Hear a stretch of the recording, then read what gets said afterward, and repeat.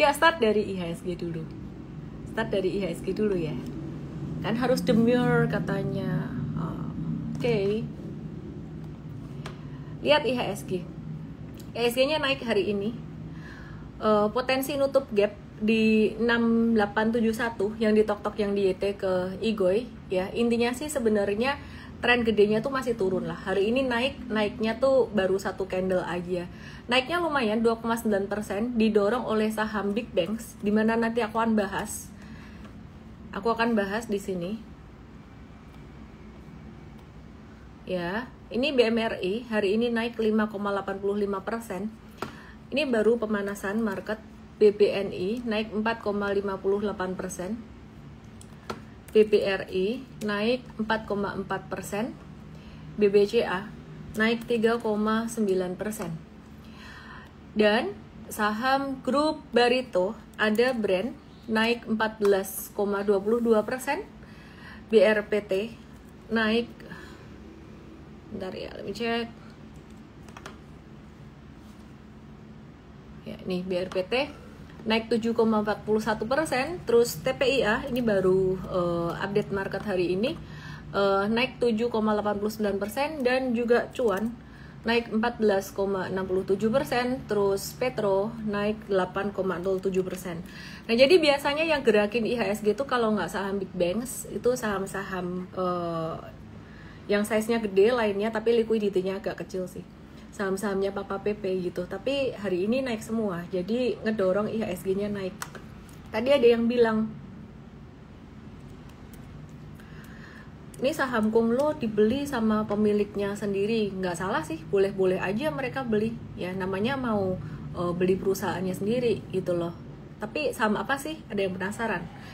Cuan, CUAN ya, Cuan tuh PT Petrindo Jaya Kreasi Tbk. Nah, kapan hari itu nggak jadi masuk MSCI, belum jadilah gitu. Terus sempat turun, aku kasih chartnya aja, teman-teman lihat di sini. Ini sempat turun, lumayan signifikan turunnya. Jadi turunnya dari atas sampai ke bawah banget tuh sekitaran 53% dalam beberapa hari. Terus jajaran direksinya kabarnya sih memborong saham di tengah melemahnya harga sejak awal 2025. Jadi beberapa transaksi utama di 14 Februari 2025, 14 Februari itu di sini ya. Jadi hari Jumat kemarin gitu. Katanya ada di root, yaitu Pak Michael beli 1,49 M, Daniel J. Lopez direktur beli 1,17 M, Diana Arsyanti, ini aku disclaimer dapatnya dari bisnis.com ya. Beliau katanya kabarnya juga dapat beli 737 juta M. Terus Kartika Hendrawan 1,04 M, Erwin Ciputra komisaris utama kabarnya juga beli 599 jutaan gitu loh. Jadi kalau dihitung-hitung nilainya gede atau enggak sih? Kalau belinya segitu sih sebenarnya ya enggak begitu besar ya. Tapi anyway, direktur suka ya. Jadi ini aku bukan lagi ngepom-pom cuan ya. Kalau kalian nanya ini jadi katalis jangka pendek yang bikin Cuan atau Petrindo Jaya Kreasi naik. Tapi kalau kalian nanya apakah aku beli atau enggak, ya aku enggak dulu gitu. Kenapa? Karena ya pertimbangan aku secara satu fundamental, atau kalau fundamentalnya nggak masuk perhitungan aku, ya secara teknikal. Besok tak kasih lihat fundamentalnya kira-kira gimana, karena malam hari ini aku belum prepare di situ. Tapi intinya secara teknikal, ini biasanya saham ini kita lihat secara teknikal buat kita trading jangka pendek, jangka menengah gitu ya. Itu belakangan udah nggak masuk kriteria kita karena udah ketinggian. Dan sejak dia jatuh waktu itu kita ngelihat secara volume transaksinya di sini yang ditok-tok yang di YT ke Igoy, lihat di sini. Ini volume transaksinya tanggal 11 Februari itu lumayan gede. Jadi sejak dia belum jadi masuk ke MSCI memang volume transaksinya gede. Nah, apakah volume itu bisa di-create atau enggak sih? Ini kalau 3 hari berturut-turut jatuh tuh memang investor gede yang buang. Tapi kalau misalkan naik dengan volume transaksi tinggi, itu bisa di-create atau enggak? Nah, aku mau kasih contoh di sini ya. Aku mau kasih contoh di Pani. Aku bukan mau ngomong ini gorengan atau gimana, enggak gitu loh. Kita juga pernah cuan kok di Pani kalau pas timingnya oke. Oke, terus aku mau kasih lihat nih ya, di tanggal 24 Januari itu bisa volume transaksinya tiba-tiba naik juga tinggi. Tapi kalau orang cuman sekedar lihat teknikalan doang, wah itu mantul dari MA 200 hajar beli. Nah ternyata malah koreksi lagi, naik terus kemudian koreksi lagi. Dan hari ini ada yang bilang, oh paninya kok longsor ya. Sebenarnya paninya turun 3,95% doang. Tapi yang jadi pertimbangan kalau aku sih saat ini belum mau lagi beli pani itu karena ya ini naiknya volume transaksinya kecil gitu loh. Volume transaksinya naiknya kecil. Dan juga pas lagi dia jatuhnya kemarin lebih gede. Intinya kita melihat tanda-tanda distribusi lebih besar. Jadi saham-saham kayak gini bukannya nggak bisa naik, tapi kita mengantisipasi highlight. Woi, buat yang ngantuk ya. Nanti kalau misal pani ini naik, kamu jangan ngoceh-ngoceh lagi, gitu loh. Pani gak iso naik, salah, woi. Pusing aku. Mulai sabar. Ini menyenangkan follower yang menginginkan aku galak-galak sayang gitu loh. Tak bilangi modelan kayak gini yang di TikTok yang diete ke Igoy, aku bilang ini tuh bukannya nggak bisa naik saya. Kalau ngajar harus detail, soalnya meleset dikit kata-katanya dipelintir, nanti tak omongi ya dipelintir jadi opo. Perhatiin, ini bukannya nggak bisa naik. Ini saham mau dinaikin sendiri juga gampang, punya modal berapa lah dibikin naik sampai ke 19.350, kamu kaya, kamu aja bisa kok naikin saham ini kok. Gampang gitu loh. Tapi pertanyaannya, yang kamu perlu antisipasi Bapak Ibu, cici meme, kakak adik ya, semuanya yang perlu kamu antisipasi highlight. Dia kalau jatuh gimana? Coba diperhatikan. Ini loh yang diantisipasi dari saham-saham yang liquidity-nya kurang. Kalau sekali ada sentimen negatif langsung jatuhnya tuh, perhatiin yang di tok-tok diete. Jatuh mak bleng kayak gini loh. Waktu itu cuan kan pas naik tinggi-tinggi tuh kita udah nggak mau masuk. Itu bukan karena dia nggak bisa naik, tapi kita mengantisipasi. Kita ngelihat loh ini liquidity-nya kayak gini. Nanti kalau misalkan ada sentimen negatif kayak gimana? Sebenarnya kita udah waspada banget waktu itu. Sama apa? Brand. Ini aku bukan mau ngejelekin saham ini, enggak. Karena kita juga pernah trading cuan lagi gitu. Jadi kalau sahamnya Papa PP itu kita ada trading cuan. Dan BRPT tahun 2017 apa ya, aku lupa 2000 berapa belasan tuh ngasih cuan aku banyak sih gitu. M-Trade juga kadang-kadang trading gitu loh. Nah tapi kalau udah momennya kayak gini ketinggian, terus waktu itu sempat kena FCA, terus FTSE nggak jadi masuk FTSE ya, kita antisipasi toh, jangan-jangan nggak jadi masuk MSCI nih, tapi kita simpan dalam hati. Cuman di M-Trade kita kasih tahu wait and see dulu deh, lebih baik telat tapi aman gitu lah, ya lah bener jatuh gitu loh. Bukan kita pinter, itu bukan rocket science, itu namanya antisipasi. Sekali lagi perusahaannya ya kalau nanti patternnya jadi cakep lagi, liquidity-nya jadi cakep ya kita mau gitu loh. Nangkep nggak?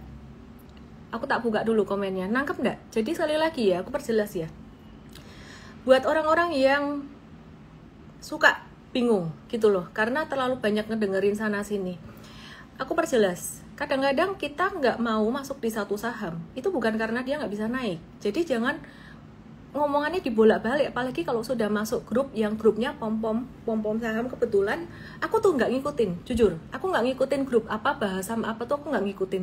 Jadi kalau aku ngebahas saham ini tuh bener-bener dari analisis kita pribadi gitu loh, gak ada maksud mau nyenggolin grup apa, aku nggak ngerti gitu loh. Nah jadi kenapa kita nggak masuk di sini ya, simply karena analisis yang kita pakai tuh tidak hanya fundamental teknikal tapi secara likuiditas juga. Dan ya ini analisis apa ya, analisis jurus titen kah, ngeliatin kemarin habis FCA terus FTSE terus MSCI gitu loh. Jadi ya kita hati-hati aja gitu. Tapi kalau misalkan dia patternnya jadi cakep lagi, one day kita akan masuk kok, nggak sentimen sama ini. BRPT kita juga tradingin kira-kira kayak gitu. Ininya sih dari saham-saham Papa PP hari ini banyak yang naik. Ya aku ikut senang kalau kalian ada yang cuan gitu, nggak harus semuanya kayak aku persis plek gitu, nggak harus semua. Aku akan bahas Big Banks itu details dengan data hari ini. Aku akan bahas karena ada yang bandingin sama GoTo, tak kasih lihat bedanya apa, oke ya. Oke, tadi gara-gara aku post sesuatu di story, terus banyak komentarnya langsung rame masuk ke DM, lucu-lucu gitu ya, lucu-lucu, tapi banyakkan orang yang lebih paham sih daripada yang gagal paham gitu loh. Oke, aku sekarang mau bahas beberapa saham lain yang juga aktif hari ini. Sebagai contoh saham sektor properti, Pakuwon Jati. Nah, Pakuwon Jati ini kalau kalian lihat secara teknikal ini kan lagi sideways ya, dan hari ini dia mirip kayak saham banking tuh mantul dari area sideways-nya. Sebenarnya kalau dilihat ya ini udah ada tanda-tanda perbaikan tren. Sama kayak banking. Tapi ada tapinya. Tapi apa nanti tak kasih tahu. Yang di tok-tok yang di ke Igoi biar chartnya kelihatan. Oke. Fundamentally valuasinya juga murah, perusahaannya juga oke. Aku nggak jelasin fundamentalnya hari ini, per hari ini enggak. Terus CTRA, Ciputra Development hari ini tuh juga aktif gitu loh. Jadi kalau kalian lihat dua perusahaan ini secara fundamental untuk perusahaan properti bisa dibilang perusahaan yang valuasinya murah. Jadi beda sama Pani. Kalau Pani ini ya mungkin strateginya aku benar-benar teknikal lah. Ada yang bilang strateginya pakai growth investing. Tapi kalau aku enggak, aku teknikal aja, just teknikal aja. M-Trade cuan 2 kali dari Pani 100% dan 140%. Ya mungkin nggak sebagus di tempat lain lah, bisa 500-600%. Tapi aku just be realistic aja lah. Kita kalau share profit juga nggak mau yang gimana ya, terlalu pom-pom gitu loh. Intinya itu tadi, aku mau balik ke P1 dan CTRA. Jadi secara valuation ini masih murah. Cuman kalau pakai kata-kata valuasi, kalian mesti tahu konteksnya. Konteksnya tuh long term investing. Ya, jadi kalau saya ngomong valuasi, konteksnya bukan trading lagi. Dan long term investing itu hold-nya tuh lama. Long term investing tuh hold-nya 1 tahun tuh minimal. 1 tahun tuh minimal, bisa 2 tahun, bisa 3 tahun. Oke ya, nanti aku akan jelasin juga banking gimana. Yang value investing di banking tuh naiknya kapan. Karena ada yang nanya, apakah akan cepat balik atau enggak, kayak masa pandemi kemarin. Oke, terus kemudian aku akan bahas saham AAD. AAD ini ada yang nanya aku di DM kayak, oh ini gimana toh AAD ini, aku mau tukerin dari Pegas ke PTBA dan AAD dan muter-muter. Saran aku loh ya, kamu tuh jangan nanya saran sama aku di DM kayak gitu, mendingan tuh belajar caranya ya. Jadi last Saturday ada event Invest Start jam 10 pagi, itu bagus banget, tapi itu udah lewat ya. Program berikutnya tuh M-Trade Start tanggal 1 Maret, M-Trade Start 1 Maret. Nah, ini bakalan ngebahas super trader for stock and crypto. Kira-kira kayak gitu. Nah, aku balik ke saham ya, AAD.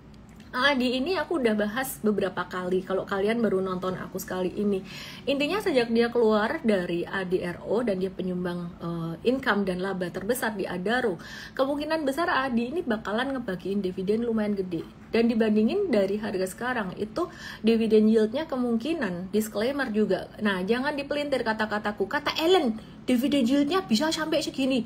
Aku bilang kemungkinan ya. Kan saya ingat apa yang saya katakan semuanya, karena semua itu ada di mindset saya, bukan apalan, tapi itu udah jadi mindset. Potensi dividen yieldnya lumayan gede, bisa sekitaran belasan persen. Nah, ya jadi bisa sekitaran belasan persen.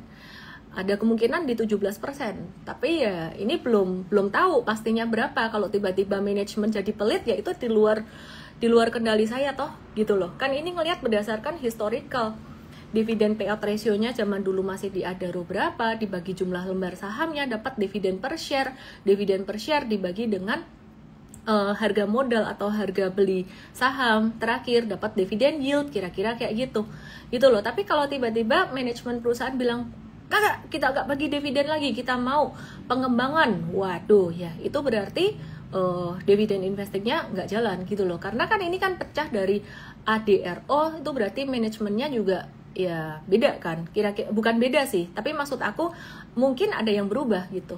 Nah tapi AD ini sementara di M-Trade kita trade jangka pendek dengan harga tertinggi kita sekitaran 8 ribuan tuh kurang lebih berarti ya, sekitaran 8 ribuan, dan itu dapat di bottom kemarin.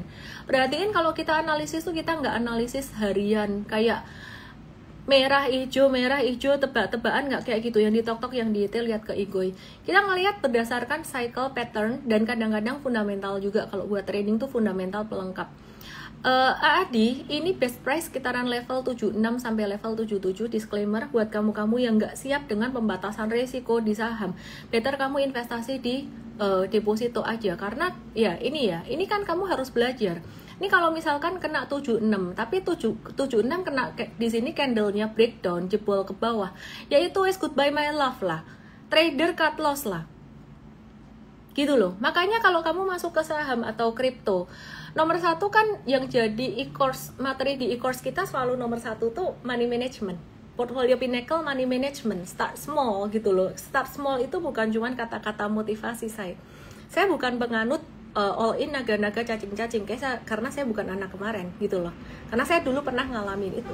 Saya di awal saya di saham, sempat di forex, apalah banyak di market gitu ya, berbagai market. Itu juga mindsetnya naga-naga cacing-cacing. Kalau lagi confident banget ya masuk banyak gitu loh. Tapi yang bikin saya survive adalah masuk dengan nominal yang sewajarnya, yang sewarasnya saya. Ketika saya udah tahu resiko di market tuh ya, saham big banks itu bisa turun sejelek-jeleknya kalau BCA itu 40% dari puncak. Ya berarti gampang aja toh. Kamu kalau masuk BCA gimana? Hitungan kamu kalau rugi 40% tuh ruginya berapa rupiah? Segampang cepet tiau. Masuk 100 juta, rugi 40% tuh berapa rupiah? 40 juta kan? Siap nggak kamu masuk 100 juta dengan risiko 40 juta? Kalau siap silahkan, berarti bener. Kalau nggak siap tuh kecilin. Saya udah ngomong ini kayak berkali-kali gitu loh. Jadi bosan ya nggak apa-apa, bagus lah. Kalau bosan artinya kamu bener-bener paham. Balik lagi ke AAD ini di bawah level 8000 memang menarik, tapi aku sekali lagi disclaimer, ini bukan rekomendasi buy buat kalian yang tiap hari masih nanya kalau turun gimana, kalau naik gimana. Tuh mesti belajar dulu di M-Trade Academy ya. Jadi di M-Trade Academy ini belajar tentang apa aja. Ya belajar tentang, aduh malah belum ke login, tadi perasaan udah login deh. Ya sudahlah. Belajar tentang apa aja di M-Trade Academy, belajar tentang cara trading pastinya yang bisa dipakai di kripto dan lain-lain. Abis ini aku mau ngebahas Toba. Jadi perhatikan di sini. Nah ini Toba, dia bentuknya double bottom kayak gini. Ini naik dengan volume transaksi yang lumayan tinggi, breakout dari 400 atau 404. Kalau kita ngelihat secara teknikal sih ini ada perbaikan tren, kira-kira kayak gitu, ada perbaikan tren. Cuman sekali lagi buat kamu yang tiap hari masih kayak beli apa, jual apa ya, kapan waktu yang tepat untuk beli ya, better belajar dulu. Jadi belajar dulunya di mana? Belajar dulunya ke M-Trade Start. Oke ya, ke M-Trade Start. M-Trade Startnya tanggal 1 Maret 2025 jam 10 pagi. Jadi itu tadi beberapa saham yang buat trading potentially aktif. Cuman disclaimer lagi, terus Antam. Tadi banyak yang nanya juga soal Antam. Antam itu udah naik beberapa hari kemarin ya. Oke ya. Jadi perhatiin di sini Antam. Antam ini dia kan udah naik 3 hari berturut-turut ya. Nah kalau di M-Trade ini buat jangka pendeknya ini udah profit taking, sedangkan jangka menengahnya kita lagi wait and see. Ini udah naik sekitaran 7% dari harga teratas waktu kita review buy ya, jadi 7-8%an lah kira-kira gitu. Jadi jangka pendek kita udah mulai siap-siap profit taking, tapi Antam ini secara laporan keuangan di full year 2024 itu bagus ya, jadi kemungkinan besar akan keluar laporan keuangannya bagus. Kenapa? Simply harga emasnya naik. Oke, sekarang aku mau bahas beberapa data makro, tapi nanti aja. Kayaknya aku bahas Big Banks dulu. Gini ya, aku ngajar tuh udah sangat detail sekali, dan Sabtu kemarin tuh tak ajarin lengkap banget. Aku nggak tahu kamu ngikut nggak Investor 3. Nah, ini aku mau nanya yang ada di komen, di Tok di YT, di Igoy. Ikut nggak Investor 3 kemarin hari Sabtu? Aku ada ajarin DCA, aku ada ajarin lamsam. Dan Sabtu kemarin, Sabtu Minggu ada promo Invest. Hari ini udah nggak ada gitu loh. Kalau mau masuk ya masuk aja, nggak usah nunggu promo. Karena biasanya kalau dikasih diskon-diskon ya belum tentu dihargain juga gitu loh. Belum tentu ditonton e-course-nya. Ya aku mau nanya kalian Sabtu ngikut nggak Investor 3? Ada yang bilang ikut? Dia bilang enggak, yang di YT ikut nggak Investor 3? Bicara tentang DCA dan apa? Lamsam ya. Bicara tentang DCA dan lamsam. Oke. Nanti aku akan ulang lagi dikit tapi aku akan bahas dari angle yang berbeda hari ini. Thank you Ervina buat giftnya. Oke ya. Yang berharap aku bakalan ngegas, kayaknya habis ini aku bakalan ngegas deh. Soalnya ya, nih aku mau ngajarin kalian. Nih, Anto kamu ke Igoi. Lihat toh data di Igoi ya. Basar kiriman siapa yang nggak tahu. Karena ada yang bilang kayak gini, tak baca ya. Sebenarnya itu aku gemes tuh bukan gemes marah sama kalian, enggak. Tapi kasihan gitu loh, masa no gitu loh. Kalau kata Titi itu kok ya jadi orang kok B banget gitu loh. B itu apa sih? Ya nggak tahu, tanya OTT ya. B itu bingungan, gak usah sujon. B itu bingungan gitu loh. G banget tadi wong, G banget. Gila yo, mudeng diajari. G itu apa toh? Gagal paham, gak usah sujon. Wah wis. Oke ya. Mandiri. Misalnya bilang jangan beli. Lah sopo sing ngomong jangan beli toh. Sabtu kemarin loh wis dibahas. Ya Tuhan, Bu. Yo sabar loh.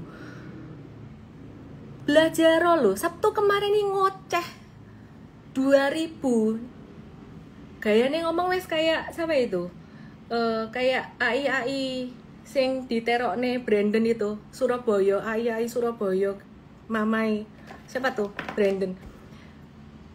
Aku ngoceh loh sampai 2000 sing nonton nih, ngoceh 2 jam, hampir 2 jam loh. Iki ora mbok rungokne apa piye? Tak baleni, tak ulangi materinya sekarang, tak ulangi.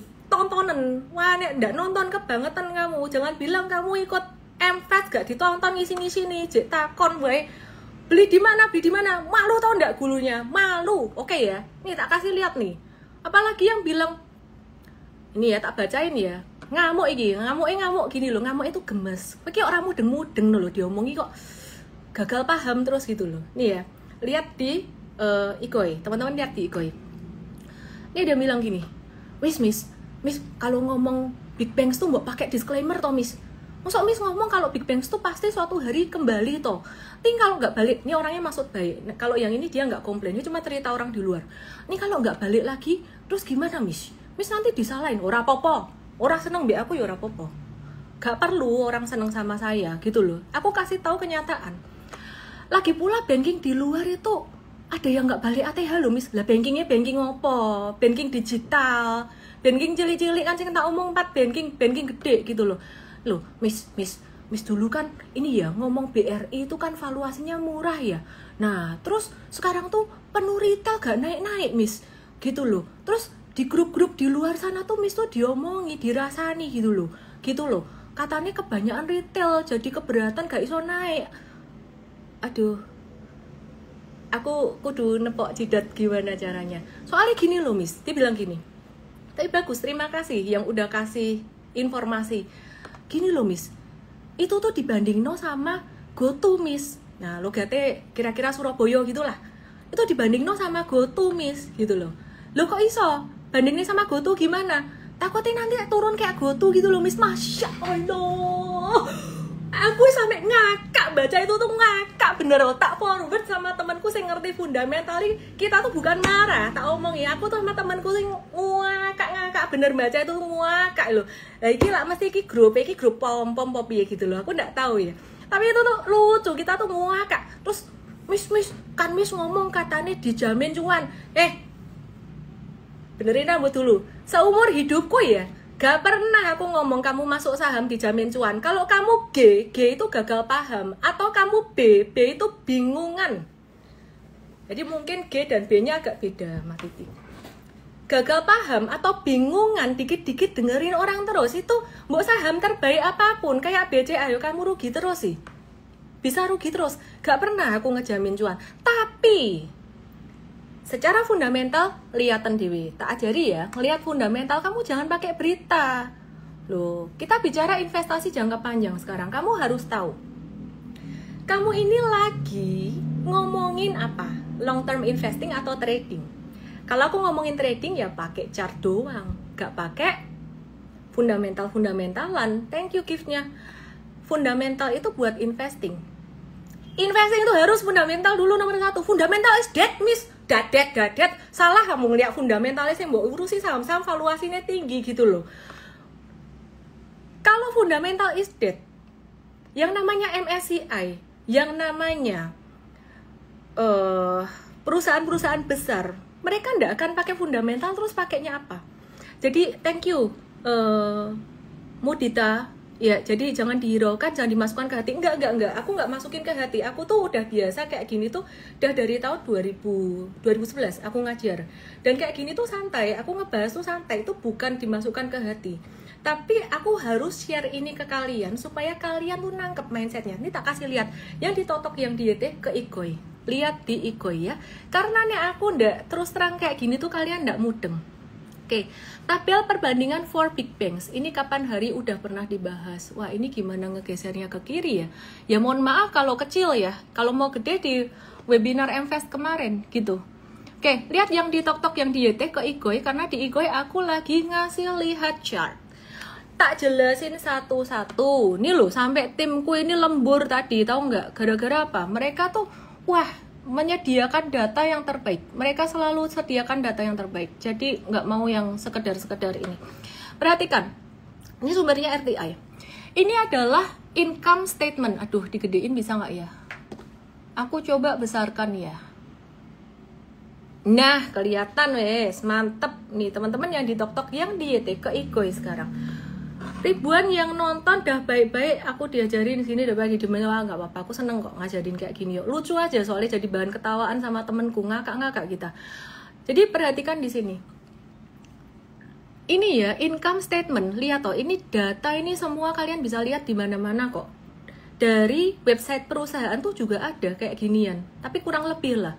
Tampilannya agak beda dikit. Yang ditok-tok yang di YT ke Igoi. Ini ilmu penting. Kamu kalau mau ngelihat fundamental perusahaan, yang dilihat tuh jangan berita, say. Berita tuh eksternal. Iya, aku udah ngomong beritanya sekarang tuh secara ekonomi dan lain-lain tak kasih tahu jeleknya apa. Bagusnya apa tak kasih lihat, jeleknya tak kasih lihat. Ini tuh sudah tak bahas di Igoi Reels sama kalau nggak salah di Tok-Tok aku udah bikin konten BMRI last week. Itu sudah tak kasih tahu semuanya. Nah, kalau nggak nonton ya tonton Reels aku, jangan nonton live doang. Ini revenue-nya tuh dari tahun ke tahun naik loh. Meskipun tahun 2024 tuh growth-nya cuma 1% doang. 2025 gimana kabarnya? Apakah akan melambat atau gimana? Ya. Terus perhatikan di sini. Ini net profit margin-nya tumbuh, 2024 agak turun sedikit, tapi tren jangka panjangnya oke. Oke, jangka panjang oke, tapi kalau untuk jangka menengah, jangka pendek bagaimana? Waduh, ini agak susah digeser ininya. Aku kasih lihat agak miring dikit ya, aku miringin dikit gini ya. Nah, ini kelihatan di sini. Ini data dari RTI juga, diambil dari webinar Sabtu kemarin. Teman-teman yang di Tok-Tok yang di YT, lihat ke Igoi, tak kasih tahu faktanya. Bank Mandiri itu return on equity-nya di atas 18%. Itu pasnya berapa ya? Ini lihat konten aku di Igoi aja, ada di Reels-nya. Aku ngebahas tuh. ROI-nya tuh tinggi. Terus earnings, nah ini earnings-nya gimana nih? Aku mau kasih lihat terlalu di kanan karena tripod aku susah digeser-geser. Bentar ya, aku kasih lihat earnings. Oke, ini ya yang kecil di kanan nih. Earnings-nya dia yang pink-pink ini. Ini IPS-nya dia naik terus. Terus kemudian yang warnanya gold ini adalah dividen per share. Yang biru ini kok jatuh apa? Itu dividen payout ratio. Ya karena tahun 2024 itu dividennya mau dibagiin berapa di tahun 2025 ini belum ada infonya. Jadi ini kayak datanya masih nihil. Kira-kira kayak gitu.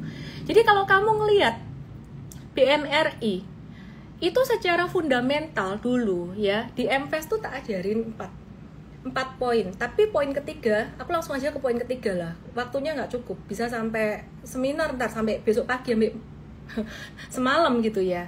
Jadi yang ketiga itu adalah profitabilitas. Nah, jadi kalau kamu ngelihat profitabilitasnya secara historical bagus. Sekarang kita lihat forwardnya gimana. Oh, ini bukan aku yang ngomong loh. Loh, ini analis projection BMRI. Kelihatan enggak? Ini EPS atau earnings per share, cilik banget ya, kecil sekali ya. Nah, jadi aku tampilkan dalam bentuk chart aja, data yang diolah dalam bentuk chart. Ini 2024, 2025, 2026. EPS 2024 tuh 597,67. 2025 EPS-nya 633,26. Proyeksi analis, bukan saya. Proyeksi buahnya analis, konsensus analis. Sumbernya dari mana ini? Ini data dari Stockbit. Stockbit yang nggak ngawur lah. Ambil data dari mana? Ya dari sumber-sumber yang terpercaya lah, semuanya dikumpulin ini. Ini proyeksinya. Terus kemudian proyeksi 2026 earnings per share-nya naik lagi 688, meskipun naiknya ya pelan-pelan di sini. Tahu nggak? Earnings per share itu apa? Earnings per share adalah laba bersih per lembar saham. Yang laba bersih setelah dikurangin pajak per lembar saham. Aku bukan kamu jangan polos-polos lagi jadi orang. Kalau aku lagi ngomongin data kayak gini jangan terus misalnya suruh bye. Sekta lah. Orang Surabaya tuh ngomongnya gitu, sekta lah gitu loh. Aku orang Solo ya. Tapi logat Surabaya lagi populer sekarang, lucu. Sekta lah apa? Sabaroto. Sekta lagi ngomong belum selesai, jangan leave dulu makanya. Ini hal positifnya, negatifnya apa tak kasih tahu. Dan analisis yang kemarin juga masih berlaku biar kamu tuh gak bingung. Ntar naik gak dapat marah, turun juga marah karena sudah terlanjur beli. Ya toh, aku ya bingung. Ya sekarang kita mau lanjut. Untuk BRI gimana? Nih tak ajari lihat nih. Wah, ilmu mahal dibagiin di live, kurang opo. Nih ya, lihat ya. Komennya matiin sih, nutupin. Perhatikan ya, ini BBRI. Dia revenue-nya tiap tahun tumbuh, meskipun net profit marginnya turun, mirip kayak BMRI. Kalian lihat di Ikoi aku @official. Ya, ini return on equity-nya BBRI itu juga masih tinggi. Ini angkanya berapa tepatnya tuh? Hampir 20% lah. Ini berapa persen ya? Di atas 15%, tapi di atas 17 juga. Jadi sekitaran 18. Mungkin ada yang tahu detailsnya berapa, nanti ya tulis aja lah. Tapi kayak data di atas ada deh. Gak ada. Oke, aku lanjut aja ya. Intinya return on equity BBRI itu lumayan tinggi. Terus kemudian yang terakhir ini perhatikan di sini. Ini earning per share-nya naik juga dari tahun ke tahun sampai 2024. Meskipun 2024 sangat tough buat BRI. Nah, ini yang jatuh tadi BBRI ini dividennya belum. Jadi belum diumumkan di 2024, masih nihil datanya. Jadi bukan jatuh. Sekarang projection BRI. Source Stockbit sama. Gak kelihatan kecil, sini tak bikinin, tak kasih lihat pakai chart. Ya, ini baru projection tahun 2025 dan 2026. Jadi projection tahun 2025 ini earnings per share-nya naik dari 396,91 di 2024 naik jadi 415,10 di 2025. Beruntunglah Anda yang nonton secara live karena kemungkinan nggak ada rekamannya ini yang di Ikoi. Kenapa? Karena tadi kepencet, nggak sengaja kepencet, terus mati. Terus kemudian di 454,41 itu EPS proyeksi di 2026 ya. Jadi ini angka yang kita dapat nih dari Stockbit nih. 454,41. Ini intinya masih naik terus EPS-nya dari 2024, 2025, 2026. Oke, nanti kalau yang ngebandingin dia sama GoTo tak kasih lihat ya. Ini aku belum ngomong valuasi. Aku baru ngomongin profitability growth dulu. BCA udah nggak usah diomong lah. Ini juga dia udah naik terus. Nih yang turun ini bukan turun tapi data dividennya nihil. Jadi ini pertumbuhan labanya dia juga yang paling tinggi dibandingkan dengan yang lain. Nah, terus projection BCA, earning per share-nya gimana? Kalau usah diomong, ini tiap tahun ini teman-teman bisa lihat sendiri chartnya yang ada di Ikoi aku @official. Nah, ini tumbuh gitu loh. Perhatikan. Ya, ini di Ikoi udah nyala lagi ya. Jadi ini tumbuh. Ini tumbuh. Intinya ya, aku mau summary aja. Profitability-nya BMRI, BCA, BRI itu tumbuh. Dari tahun ke tahun dan bahkan proyeksi analis masih tumbuh. Ada tapinya nanti saya kasih tahu ya. Oke, sekarang kita bicara soal valuasi. Ini kan yang kemarin diributin orang-orang tuh kan soal kapan buy-nya toh, valuasi toh. Aku singkat aja lah, ini nggak bisa tampilin data kelihatan detail banget, tapi bersyukurlah Anda kalau yang kemarin ikut Investart hari Sabtu, itu datanya jauh lebih detail, jauh lebih kelihatan. Aku singkat aja, Bank Rakyat Indonesia itu valuasinya secara historis ya, bukan secara perbandingan dengan bank lain.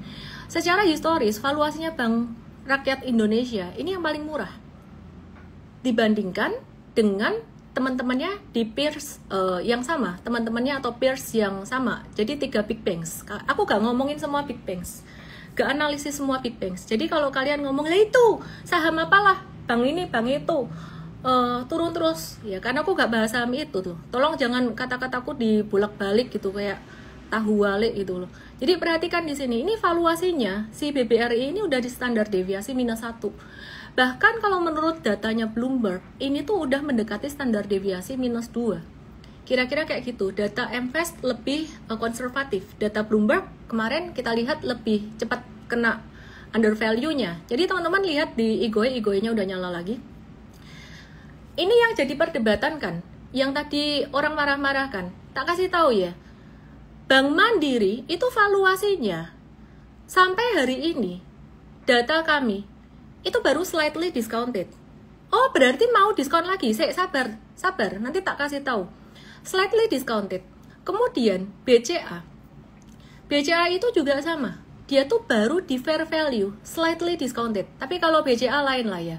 BCA ini, wah ini benar-benar bank capek antri banget. Ini secara technical ya. Ini aku kasih lihat ya. Technically ya. Ini aku udah ngomong bolak-balik BCA.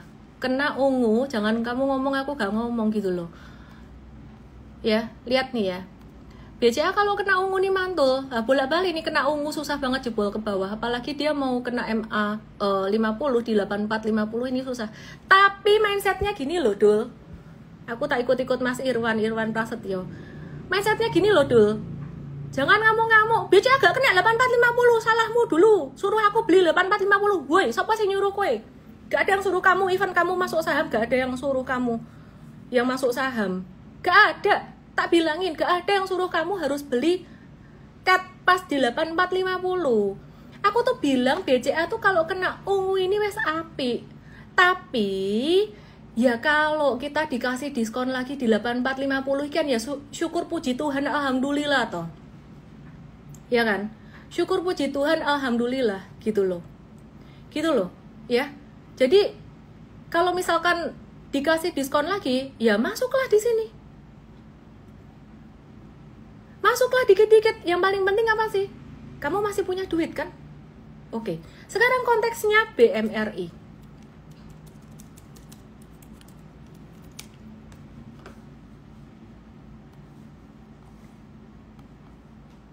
Saya tak kasih tahu ya, BMRI ya. Diedukasi dul.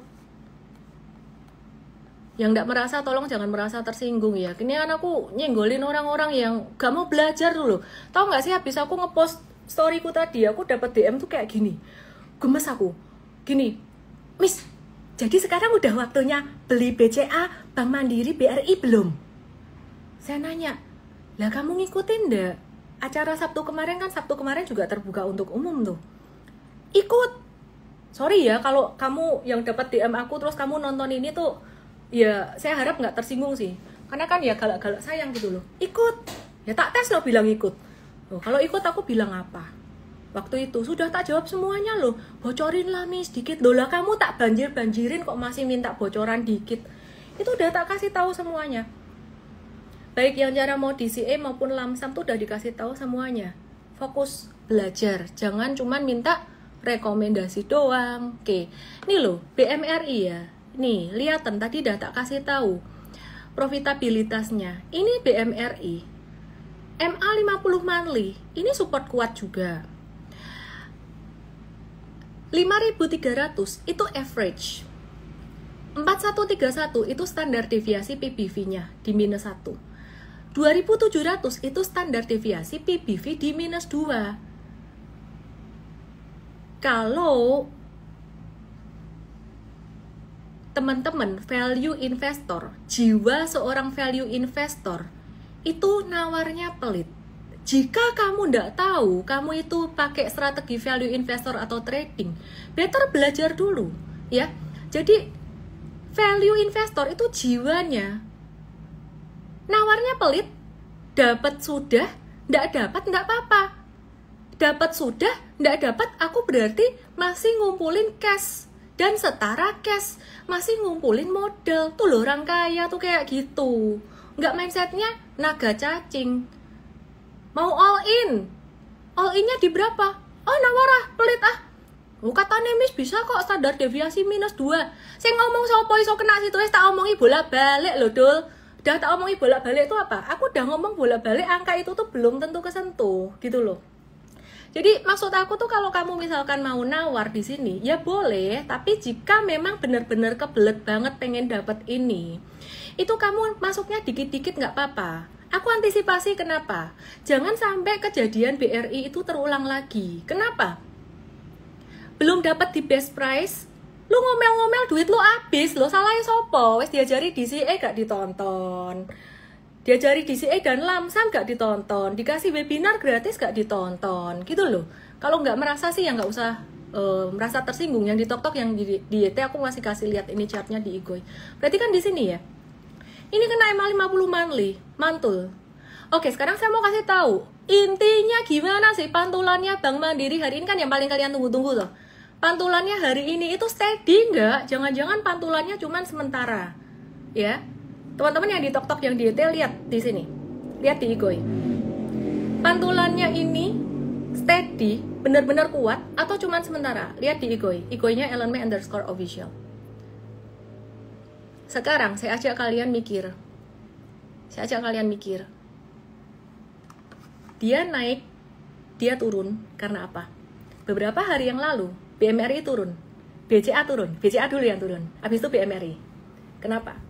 Satu, karena BCA tuh ngeluarin guidance pertumbuhan penyaluran kreditnya cuman sekitar 6-8% doang.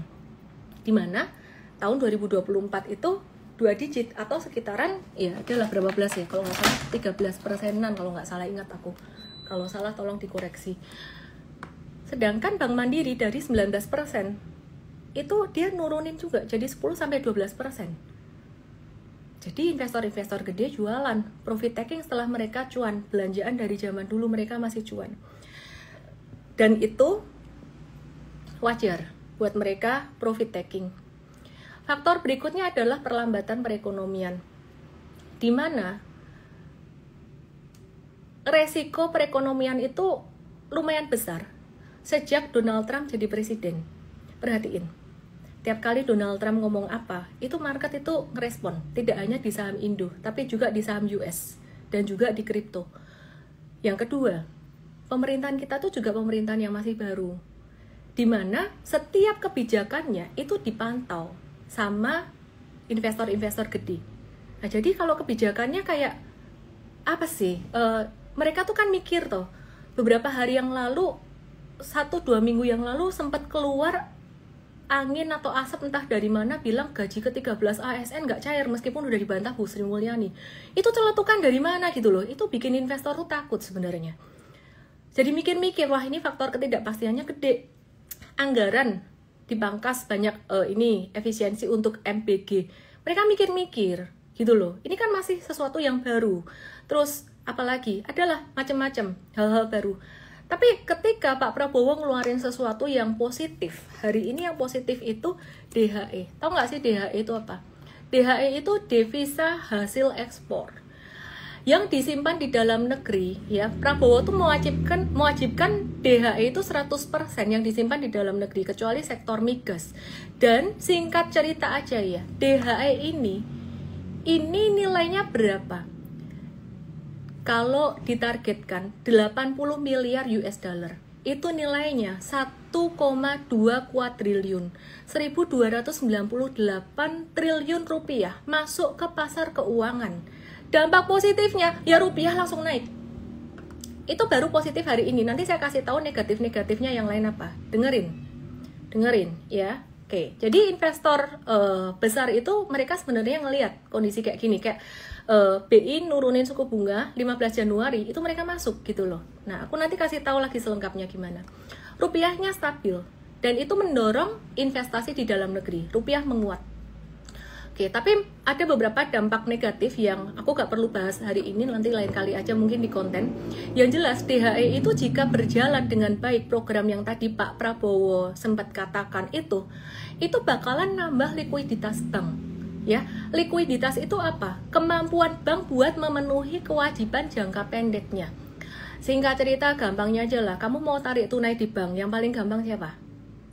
Bank apa yang gampang tarik tunai? Kamu coba, yang punya uang 1M, iseng lah, aku mau tarik tunai hari ini 1M, 2M, nanti kan banknya bingung, hah? Gitu, kok dadaan gitu, kira-kira kayak gitulah. Itu namanya likuiditas, untuk cara menjelaskan cara gampangnya lah. Tapi untuk menilai likuiditas, itu dinilai dari loan to deposit ratio. Kalau loan to deposit ratio-nya tinggi, berarti resiko likuiditasnya meningkat. Kalau loan to deposit ratio-nya rendah, itu berarti likuiditasnya cenderung lebih aman. Sekarang kita lihat perbankan, siapa yang LDR-nya paling rendah? BCA, woi. Terus BBNI gimana? BBNI 96%, BMRI 95%, BRI 88%. Waduh, kalau gitu BNI dan BMRI ada risiko likuiditas dong. Ya, semua ada risiko likuiditas sih, gitu loh. Cuman BMRI ini ada positifnya lagi. Ini bukan lagi ngepom-pom BMRI ya, Danantara. Jadi Danantara itu nilainya, nah ini kan aku ngomong jadi banyak hal ya, lengkap dari fundamental, valuasi, teknikal tak bahas semua. Ya, jadi Danantara itu apa sih sebenarnya? Danantara ini adalah sovereign wealth fund. Ya, jadi dia kayak apa ya, mengelola dana gitulah ya. Itu aku udah bahas di Igoi aku. Nilainya ada berapa kuadriliun ya, nanti kalian lihat sendiri, aku juga nggak hafal, tapi gede banget nilainya Danantara ini ya. Jadi nilainya, investasinya, kelolaannya ini bakalan gede banget. Dan itu impactnya apa? Itu impactnya juga bakalan menambah revenue atau menambah income buat Bank Mandiri untuk pendapatan dari bunga ya gitu.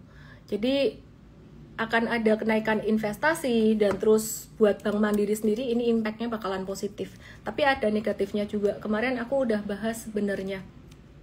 Ya, jadi Danantara ini membiayai hilirisasi lewat BMRI. Oke.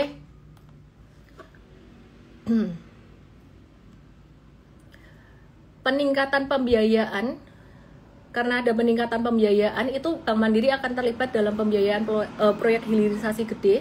Itu akan meningkatkan aset dan juga pendapatan bank.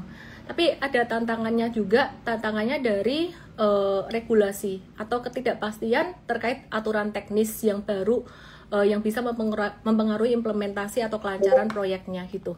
Oke, terus sekarang aku mau kasih tahu lagi. Faktor di market itu banyak, ketidakpastian di market. Jadi kalau aku ditanya, Bank Mandiri sekarang gimana? Kesimpulan nanti saya taruh di belakang, biar kamu nonton sampai habis. Yang di TokTok, yang di DK Ikoi untuk bisa lihat chartnya. Oke ya, aku mau kasih lihat beberapa data. 1.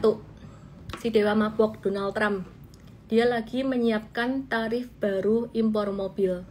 Mulai 2 April 2025, industri otomotif Amerika ini memperingatkan akan ada kenaikan harga dan gangguan pasokan, inflasi bisa naik. Kalau inflasi naik, suku bunga agak susah turun. Itu 1. Itu kalau dia resmikan, beneran dia resmikan tarif baru terhadap impor mobil ini 2 April, itu jadi sentimen yang nggak bagus buat market. Rupiah bisa melemah lagi dan asing bisa keluar lagi. PDB Jepang, Gross Domestic Product, ya, GDP Jepang itu bertumbuh. Dimana ini bagus nggak? Bagus buat perekonomian Jepang. Tapi Bank of Japan bisa naikin suku bunganya per Februari 2025. Suku bunga udah naik ke 0,5%, tertinggi sejak 2008. Nah, kalau dia naik lagi, impactnya apa? Banyak orang yang carry trade di Jepang. Carry trade itu apa? Carry trade itu istilah kata berinvestasi dengan duit utangan. Jadi ngutang di Jepang, terus dia investasi. Nah, Warren Buffett kayak gitu juga. Jadi dia ada investasi di beberapa perusahaan saham Jepang ya. Tapi ada juga yang bawa duitnya ya entah kemana, pokoknya investasi aja. Bisa nggak dibawa ke US? Ya mungkin aja bisa gitu. Nah intinya kalau misalkan modalnya pakai utang, tiba-tiba bunga utangnya dinaikin, ya habis itu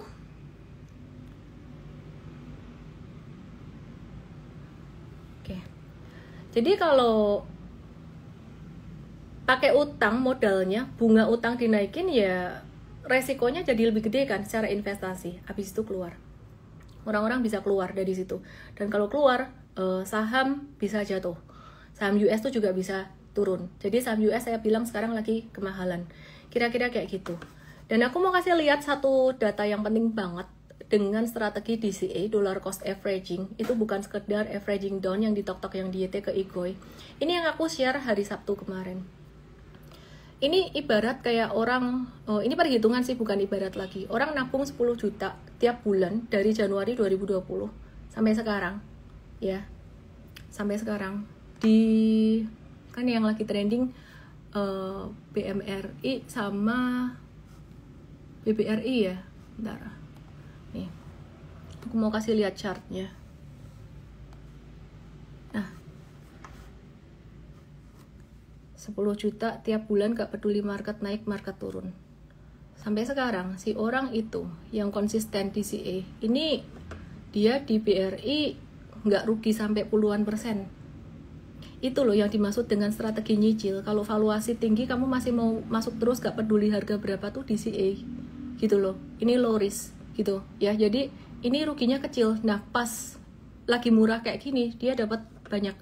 Jadi orang ini adalah orang yang tipe diem-diem fokus belajar, nggak ngikutin grup sana sih. Ini saham investasi dibandingin saham trading ya beda lah. Di M-Trade kita juga trading tapi sahamnya kita nggak mention di luar terus gitu. So ini Bank Mandiri ini hitung-hitungannya, aku akan kasih lihat chartnya. Untuk chart DCA orang melakukan hal yang sama 10 jutaan dari tahun 2020 sampai sekarang di BMRI ya ini masih cuan posisi sekarang loh, beli terus loh tiap bulan gak pakai harga di awal tahun di awal bulan. Amazing ya. Ini materi hari Sabtu kemarin, lebih detailnya tuh ya di Sabtu kemarin ya, sorry gak ada rekaman buat non-investor, non-M-traders. Buat investor ada recordingnya ya, masih aktif. Jadi BMRI turun berapa persen ya, 30-an persen lebih, tapi dia nggak rugi. Sampai posisi sekarang dia masih untung. Jadi kalau misalkan nanti turun lagi, gak peduli mau standar deviasi 1, 2, dan 3, apalah. Ini orang masih ngumpulin terus. Nah pas di bawah sini, ini perhatiin, ini aku kasih lihat aja nih datanya. Ini simulasinya ya, perhatikan. Pas bulan April dan Mei 2020, waktu itu jatuh-jatuhnya, crash jatuh-jatuhnya, dia dapat lotnya banyak, 47-an lot. Tapi pas harganya naik di September 2024 dia itu dapatnya dikit gitu loh, 14 slot doang. Nah jadi itu cara bekerja DCA. Tapi kalau mau cuan lebih banyak itu secara lump sum, dan itu dijelaskan semua di Mvest. Pesan aku kalau kalian bergabung sebagai studentnya Mvest, e-course-nya ditonton semuanya. Jadi jangan cuman kayak ngikutin yang WA community-nya doang. Sekarang kita restrict untuk orang yang belum kelar nonton webinar 1, jadi nonton kuis itu udah jalan di Mvest. Kuisnya nggak lolos, pertanyaan-pertanyaannya dia nggak bisa jawab, itu nggak bisa masuk ke WA community. Karena kita mengantisipasi orang-orang yang mindsetnya tuh apa ya, rekomendasi terus ke setepol, ya ampun ya Tuhan. Ini loh, aku tuh proses belajar bertahun-tahun tuh ini bukan cuma dengan baca satu buku ini toh. Proses belajar tuh kan benar-benar melewati krisis, naik turun, diuji oleh market. Ini salah satu buku yang aku baca. Mau lihat lagi buku yang lain? Nih tak kasih lihat kalau kamu mau repot. Tapi nggak apa-apa, belajar kayak gini lihat bukunya, kalian jadi tahu, kalian jadi ngerti mindsetnya. Bentar ya. Ini baru sebagian karena banyak buku aku udah bawa ke kantor. Nih, tak kasih lihat hasil belajar. Bukan cuma dari buku, dari market sebenarnya. Nih, buat mindset investor berjiwa trader, kamu wajib beli buku ini. Oh, aku nggak cuman dagang buku sendiri atau malah buku sendiri nggak pernah tak mention. Tapi kalau yang masih nanya saham tuh apa atau satu lot berapa, beliau buku yang hijau ini. Aku gak bisa jelasin kayak gitu. Ya ada program saham dari nol juga, tapi yang ngajar my team lah. Patologi, mantan menantu Warren Buffett. Ini aku sampai beli lagi, ini baru karena dulu aku beli udah kumau, udah butut, dan ini terbitan baru. Aku suka aja ya, nggak tahu, agak impulse buying kayaknya. Ini bukunya sampai kayak gini nih, udah dimakan tikus. Common Stocks and Uncommon Profits, ini ngajarin growth investingnya Warren Buffett. Ini guru pertamanya Warren Buffett, tapi ilmunya dia udah nggak ini lagi, ini udah dicampur-campur sama sama ilmu ini, Philip Fisher. Terus ada satu buku lagi, kayaknya udah aku bawa ke kantor atau aku pinjemin orang, bukunya Money Mind Warren Buffett tuh. Ini aku lagi ngomongin investing, tapi kalau ngomongin trading, ilmunya lain, aku bisa share di Igoy. Aku udah bahas ini berkali-kali. Jadi kalau kamu mau berhasil dalam saham, mbok yo usaha loh. Usaha apa? Kalau kamu malas ngikutin perjalananku yang panjang, itu tuh sudah saya simplify jadi mvest.id. Kapan promo, kapan diskonnya, gak usah minta promo lah. Kenapa? Kayak mahal kan kamu tonton. Kalau punya aku udah ekonomis sekali, sebenarnya paket ekonomis sekali, buat setahun tuh dibagi, itu kayak traktir kita kopi setiap hari aja tuh. Nih loh, apalagi kalau pas lagi diskon itu. Nih yang ini ya. Jangan nonton YouTube rekaman, YouTube summary, gak dapat ininya. Ini buku bagian belakang agak membosankan, tengah-tengah deh, tengah 3/4 itu agak membosankan. Aku ngerti gak ngerti tak hajar semua, habisin. Kenapa? Karena buat aku Puanting Pol harus menyadari, memahami mindsetnya. Kalau pengen jadi kayak dia ya, memahami mindsetnya dia. Helen, kok kamu sekarang jadi investor? Enggak. Aku trading iya, investing iya. Dan jarang banget orang yang bisa gitu. Kenapa? Soalnya sini udah dicap. Kenapa? Dicap di sini tuh aku trader, gak mau belajar investing. Gitu aja ya. Ada yang bilang gak nafsu baca buku yang tebal-tebal, belajar dari misalnya aja. Baca wes satu ini aja lah. Tak sabari satu ini aja. Buat ngebangun mindset. Karena kalau yang ngomong Ellen dengan yang ngomong mungkin orang lain, kamu akan mikir, oh ya bener juga yang dia ngomong, bener juga ya. Yang dia ngomong bener juga. Jadi itu tadi yang saya bagiin malam hari ini. Mohon maaf jika ada yang kesenggol atau kesenggol banget, atau mungkin sebenarnya bukan, teman-teman nggak kesenggol juga sih gitu loh. Ada pihak yang lain yang kesenggol, jadi ya mohon maaf ya. Semua yang saya bahas malam hari ini sifatnya edukasi, informasi, dan kalau ada galak-galak sayang ya itu buat menghibur kamu lah, oke? Jadi semoga semua yang saya bagikan bisa bermanfaat. Jangan lupa tanggal 1 Maret. Tanggal 1 Maret itu hari apa ya? Hari Sabtu kah? Nah, tanggal 1 Maret ingat nih, ada webinar gratis dengan URL ini. Nanti kalau udah di luar live nggak gratis lagi. emtrade.id _live tanggal 1 jam 10 itu kita belajar trading, strategi super trader untuk saham dan juga kripto. Jadi semoga bisa bermanfaat dan thank you semuanya. Selamat malam, salam profit. Kesimpulannya BRI mana? Kesimpulannya BRI ya, bener juga ya. Kesimpulannya BRI jangka pendek. Duh, mana sih ya? Chart aku jadi hilang. Aku lagi baik hati. Tambahin deh. Kesimpulannya belum, BMRI. Oke. Kesimpulan lupa, ya bener loh, diingetin loh. Kesimpulan BMRI, lihat ke Igoy. Udah turun, yang nonton udah keluar semua, separuh orang. Nah kan ada, oh iyanya. Ini BMRI ya. Dia kan kemarin, beberapa hari kemarin jatuh, 6 Februari tuh volumenya gede beberapa hari ini ya. Dari 31 Januari sampai 6 kan jatuh ya, volumenya gede. Nah ini asing banyak keluar. Nah sampai keluarnya dalam sehari itu ada 1,4 triliun rupiah gitu loh. Nah hari ini naik gitu, net foreign buy sekitaran 162,8 miliar dan total transaksi 1,2 triliun, kira-kira kayak gitu. Nah pertanyaannya, ini tuh naik beneran atau dia masih bisa turun. Kalau aku masih belum mau all in, tapi kalau kamu ya terserah. Ojo nyalane, gitu loh. Kenapa? Nah, karena aku punya modal bawah, Tapi kalau aku nggak punya modal bawah pun, anggap aku masih baru-baru banget.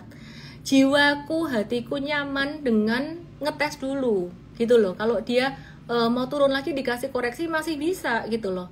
Aku nyaman dengan ngetes dulu, gitu loh. Ya, jadi value investor sabar. Kalau misalkan ternyata dikasih standar deviasi -1 di 4100, ya, terus kemudian dikasih diskon lagi, ya seneng toh, nyicil, ya seneng toh. Tapi kalau nggak dapet di 41, ya udah dapet di 47. Intinya tuh investor tuh sabar, gak FOMO, gak nafsu, gak buru-buru, gitu loh. Jadi kamu jangan over euforia dulu, ini naik hari ini, bisa jadi nanti beberapa hari lagi Donald Trump keluarin perang dagang lah, apalah masih bisa turun. Tapi kalau misalkan mau nyicil, ya pelan-pelan aja. Intinya tuh gak usah nafsu lah. Kira-kira kayak gitu. Wish. Good night. Tanggal 1 end trade start, bukan invest start. Dah bener-bener off sekarang. Selamat malam. Thank you AGS Investasi. Disclaimer lo ya.